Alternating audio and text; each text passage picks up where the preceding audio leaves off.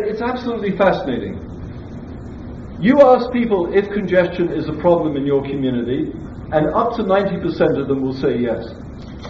You ask people if congestion is a problem for you, and up to 90% of them will say no.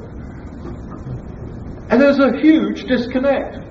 And you get the disconnect in every survey that she has conducted or looked at that has those two kinds of questions, although it's up to 90%, it's not usually as big as that. And she's also looked at crime. Is crime a problem in your community? The numbers are not as wild as they are for congestion. Is crime a problem in your community? 40% will say, up to 40% will say yes. Is crime a problem for you? No. These things are so dependent on... I like congestion myself. I think there is no congestion on that one little road going north from Yellowknife, and I would not want to live there.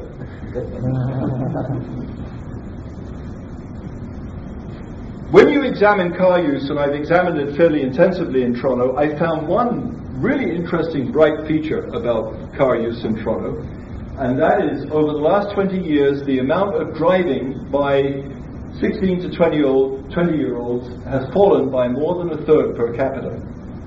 That is a stunning societal change. That is absolutely stunning. This whole, those are data.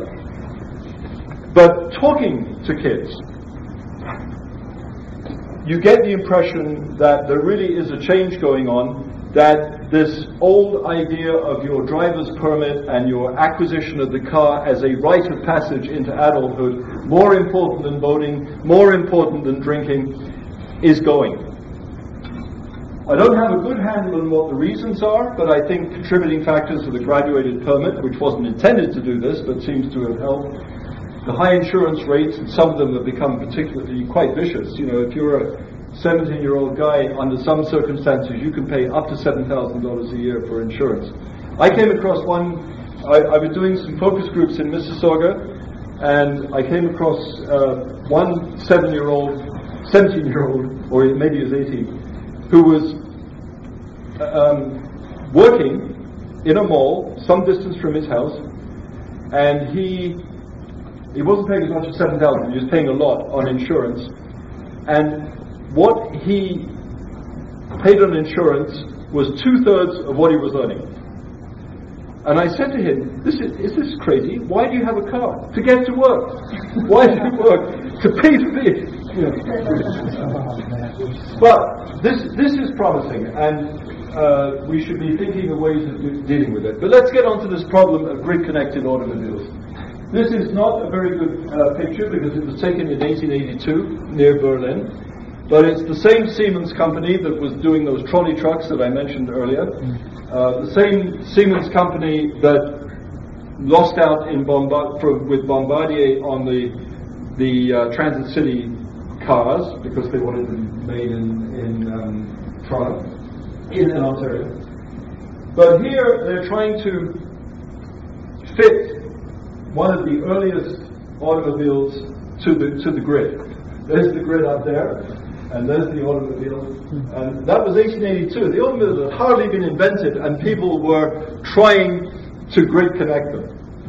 And it really has been a challenge for regular cars and hasn't worked. But people have had all sorts of ideas. This is one of them.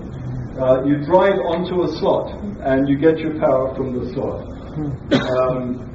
Another one, and this kind of thing, as you'll see in a minute, is going into effect in some places. You have little pods that go on guideways. PRT is Personal Rapid Transit, which is the generic name for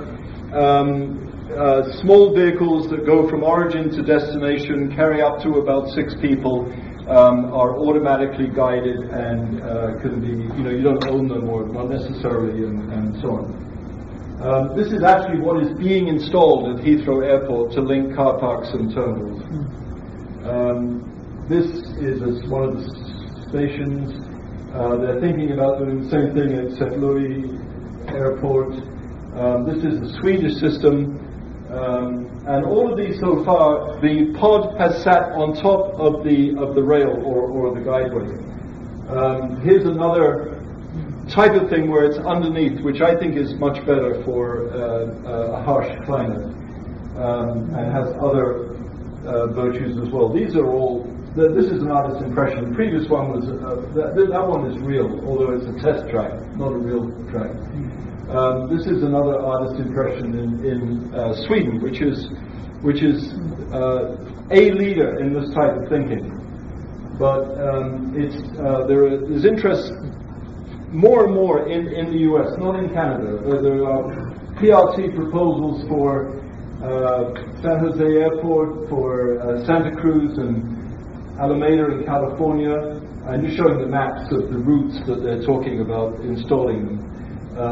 There is Santa Cruz, and there is Alameda. In Edina, on the left, a suburb of Minneapolis.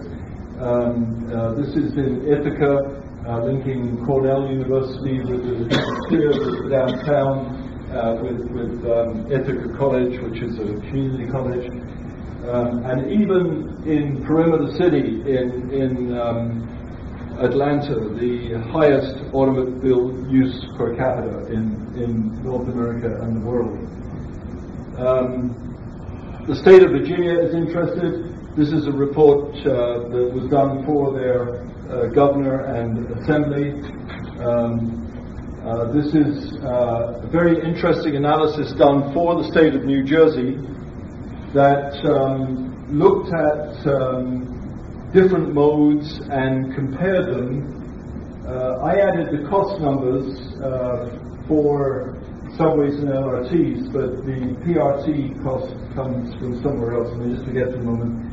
But they showed that PRT is faster, chiefly because you don't transfer. You go from origin to destination. That a line carries as many people as an LRT, but not as many as the subway, and that the costs are much lower than LRT and are comparable with the subway. But of course, for the subway, you need to have the density of development, which we talked about earlier. We might have had PRT instead of Google. Larry Page, one of the co-founders of Google, said that what he really wanted to do with his life was develop PRT systems, not search engines. One of the objections to PRT, especially when they are suspended, is the visual pollution, although apparently people in Booktel love their monorail, and that's pretty ugly. But you can get rid of the overhead wires. This is a streetcar in Bordeaux where it is fed from below the streetcar. And you can do the same kind of thing with trolleybuses, although they're not in actual use yet. This is nothing new. When I was a kid in London, the trams, as we call them, could have poles going up to the wires, a pole, or they could get it from the third rail there. And these were the trams I rode on as a kid. That was the very last one in 1952. But these were not new then. These are trams that are getting their power from below the track in 1919. Interesting feature that they didn't have any kind of windshield, so this poor guy was driving and was totally exposed because it was a legacy of the horse and cart. Yeah. I'm just curious what happens when it rains. To the guy, he gets wet. No, you've got all this electricity. Oh, they have drains underneath. Yeah, they have drains. Drains flood. Well, you mean the water goes in this? Well, I'm thinking like you've got water coming down, you've got electricity and people walking around and electrocuted. No. But I mean, you weren't scared about it. The stuff, you have to look at the cross section. It's pretty out of the way. The real problem, and this happened to me when I was 9. These are just the regular streetcar tracks, but this was a slot. Okay, and it was just there in the road, and it was a slot. And if your bicycle wheel was rather thin, your bicycle wheel could go down that slot, and mine did once when I was 9, and there's this tram coming, and I still shiver a little bit when I think about it. Now, they were in regular use. I mean, they're a bit clunky, you can read them up in Wikipedia. There were some challenges with them, particularly at junctions and so on. I'm just saying nothing is new, you know.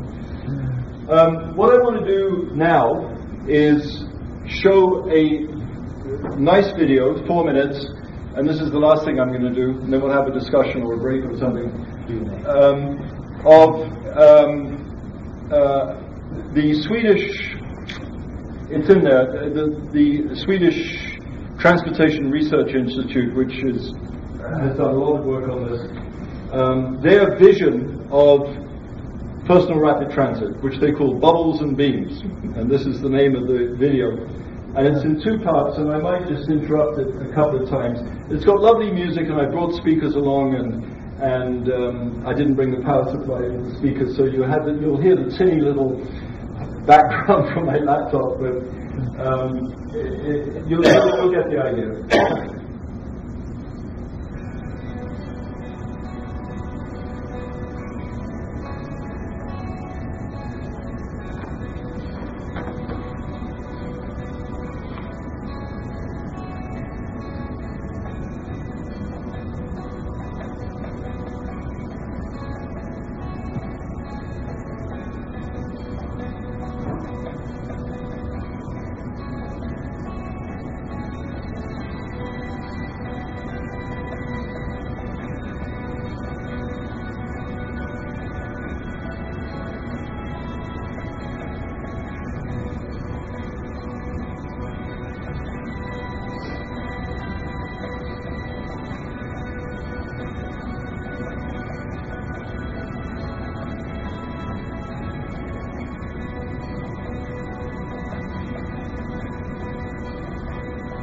Kids are going off in one and the adults in another.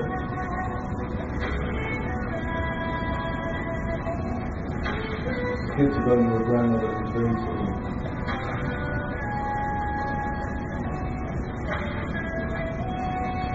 And the adults are going to work.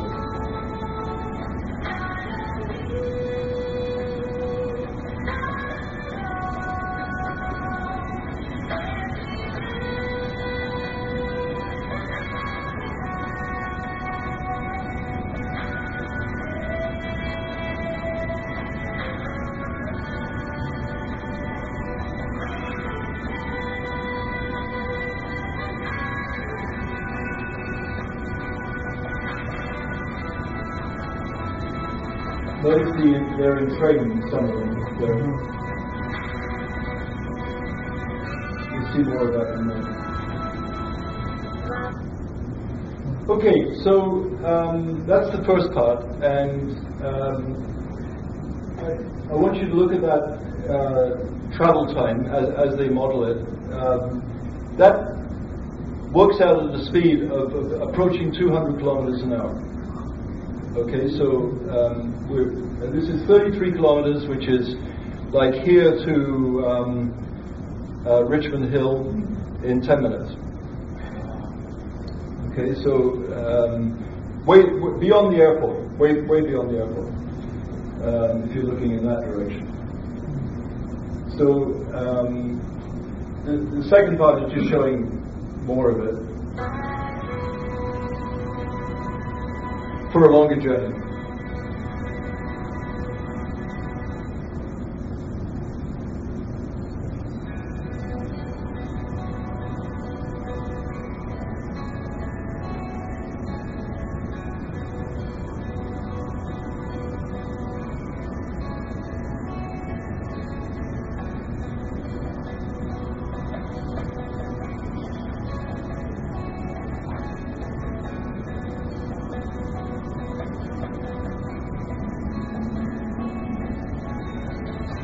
So you just notice here they're going actually inside buildings, and many of the stations are modeled to be inside buildings and not separate. Some of them are separate, as we've already seen.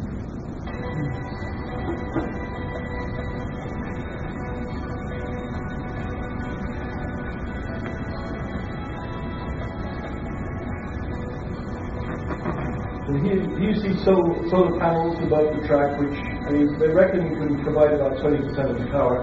And here you see the entraining of them for longer distances. These are joined.